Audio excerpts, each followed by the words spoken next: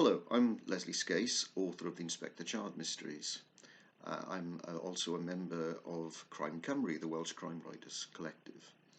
And what I'm going to talk about now is some of the things that we are, as writers, we have to consider when we set out to write a crime novel. And I think it might prove interesting, both to readers, but also to potential writers of the future. And these are my thoughts, but also, having had discussions with other writers as well. Some of them seem fairly basic, but perhaps it's things you may not have considered. The first thing to do is that we have to decide what type of crime novel we're going to write. By that, I mean, is it going to be a classic whodunit? So so far, certainly my first two books have been of that type, where you've got a number of potential suspects, and you're hopefully going to tease the reader by putting red herrings in, etc. On the other hand, you might want to do what they call a crime procedural type novel, where you're following the police through as they try and catch a killer. You might want to make it a case of where you know who the killer is from the start, and you follow that through in a Columbo-esque type way. So that's a first consideration. The second thing then is, are you going to write a contemporary novel, something set now, something set in the future, or, as in my case, mine are set in the past, historical ones. Now, historical ones have their own challenges. You really have got to know your period and everything about it. I mean, just a little simple example is that obviously mine are written in the late Victorian period. You didn't have sort of all year round food then, so I keep a list of seasonal vegetables. So if I'm describing a meal, I don't put something stupid in there. If I was writing a medieval thing set in 13th century Italy, I wouldn't put tomatoes in, because they didn't have them then. So you need to know an awful lot of things. So there's a lot of research. That's the downside to the historical fiction. However, for me as an historical writer, the thing that slightly concerns me about doing the writing something in the current age, the modern age, is that you need probably a more extensive knowledge of of forensics and DNA and new technology, which I would, and how modern policing works.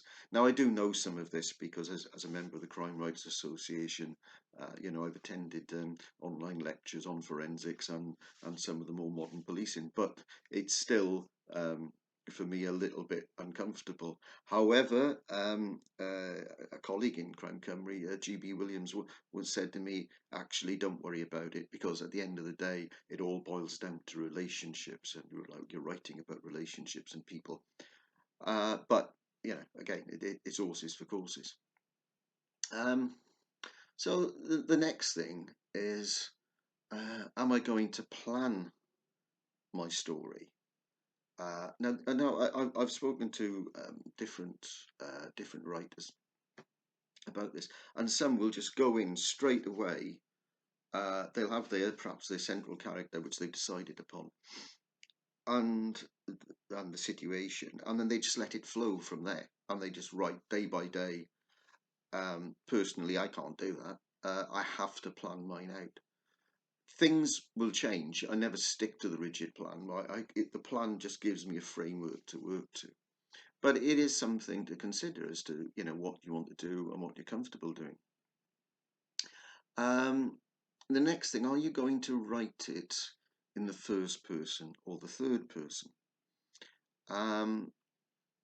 And it's funny because an awful lot of crime writers write in the first person, to write from the view of the protagonist. I mean, but I know of readers who cannot abide that, and I'm not terribly keen on it myself.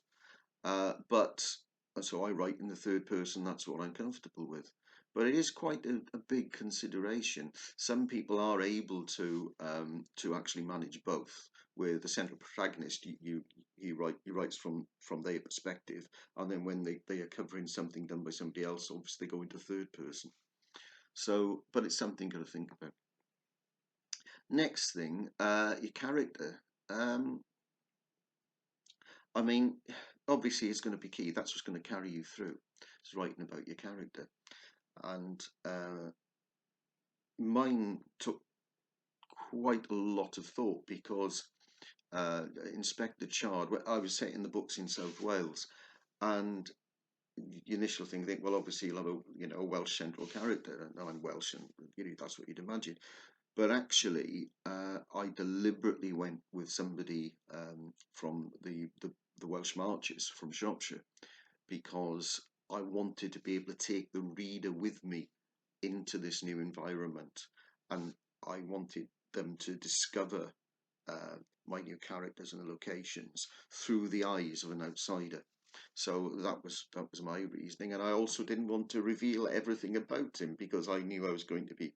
I hoped to write a series, so I wanted to sort of let things you find a bit more about him each time. But obviously that's key. It might be a lead female character. It may be a two-person team that's your protagonists. It depends on what you want and what you feel comfortable with. Um, the next thing is it going to be an insular tale? And by that I mean you've got your central character and not that much around him. He's the driving force, and particularly that's going to happen, particularly if his adventures are going to, if the story's going to take him abroad or to new locations throughout the book. Because you'd either want to do that, or you may want to, as in my case, I like to build a little world around him with lots of little, um, sort of subsidiary characters. So for me, that's important, but for other writers, it's not. And I think perhaps it depends. If you're writing a single book, it's not that important. I think if you're writing a series, I think it's quite important to build that little world. Um, and so that does lead on to are you writing a one-off or a series? Now, um, this depends on quite a few things. The From a point of view of a writer, um, often if you're looking for a publisher will often want to look for the potential for a series, and that's which is good.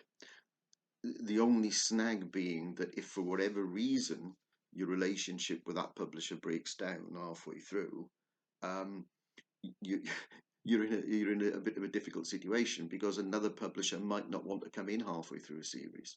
So you may then have to take your plots and just move them somewhere else and change names and create a new little world.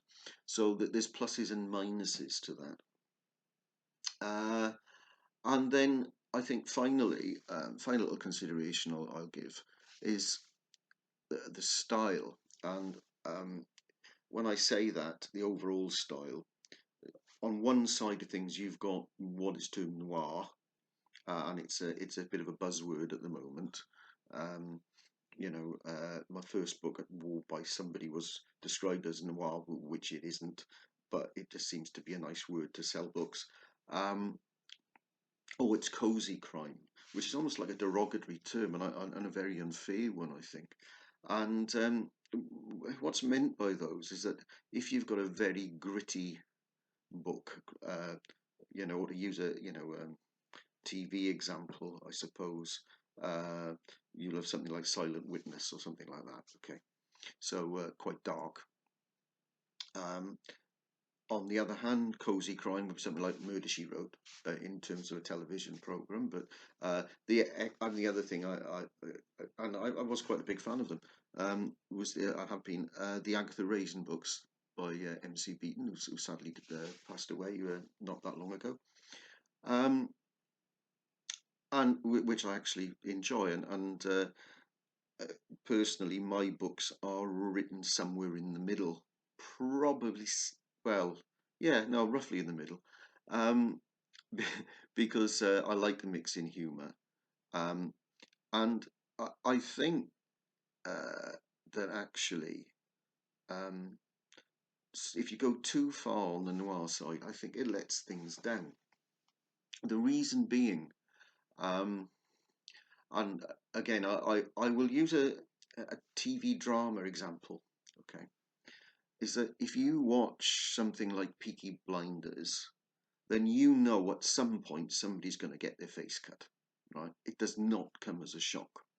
Okay, and so it actually doesn't have that impact. On the other hand, if you go to something mild and mellow like Downton Abbey, um, the rape incident that happened in that, which was not graphic in any way, was absolutely soul tearing. It was awful, right? So it had a massive impact because it wasn't expected. And when things happen to people in real life, by and large, they aren't expected.